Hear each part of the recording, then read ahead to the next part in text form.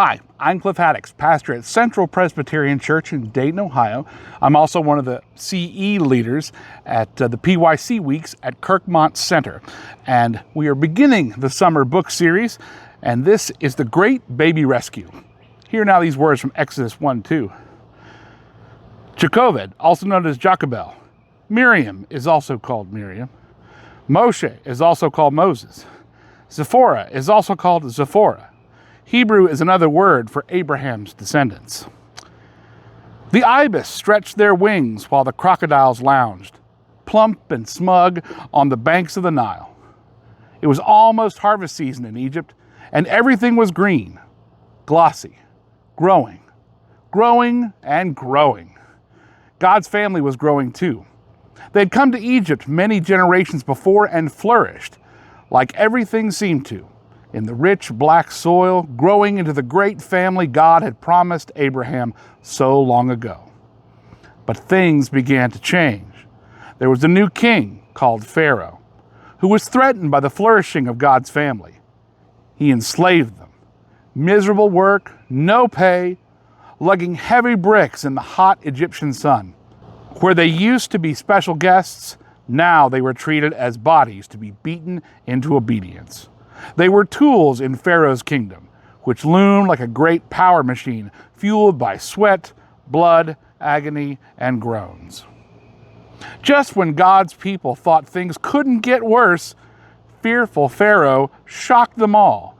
Desperate to stop God's family from growing, he announced a plan to get rid of all the newborn babies. God's people felt tears, terror, and then a rush of protective fury. Pharaoh should have known better than to threaten beloved babies. Mothers and fathers, aunts and friends and siblings, God's people wailed, and God put a rescue plan into motion. All that was needed was a team of cunning, courageous women. Puah and Shiphrah, midwives to God's people, were busy day and night helping pregnant moms bring their babies into the world. The work of welcoming life brings a person close to the Creator, and these women knew that every baby was sacred. So when Pharaoh summoned them with his decree of destruction, they refused. Life and flourishing, they insisted, and God blessed them. But Pharaoh was furious. A new mom named Jochebed, studied her son, fretting over Pharaoh's fury. How long can I keep him secret? Will he ever be truly safe? She placed him in a basket with a sob and a kiss and set it at the edge of the river. Life and flourishing. She prayed over and over, sending his older sister, Miriam, to watch over him from shore. What's that? Pharaoh's daughter tiptoed into the river to bathe and spotted the basket among the green and glossy plants. When the wail and a wiggle confirmed that this was no ordinary discovery, her heart softened. I'll call him Moshe, or Moses, she said, snuggling and soothing the baby who was hungry from all of his travels. I know someone who can help feed him, watchful Miriam spoke up from the riverbank. She was thinking of her own mother. So Pharaoh's daughter hired Jochebed to feed her own baby. Years passed, and the Nile swelled and receded, just as its waters brought life and carved new shape into the shoreline. So Moses was growing,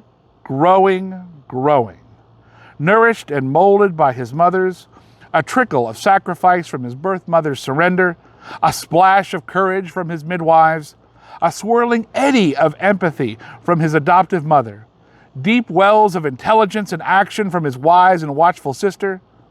And so this Hebrew baby, hunted by Pharaoh, saved and shaped by women, grew to be an Egyptian prince. From the palace Moses called home, Pharaoh's power machine surged on, built upon the backs of Moses' people.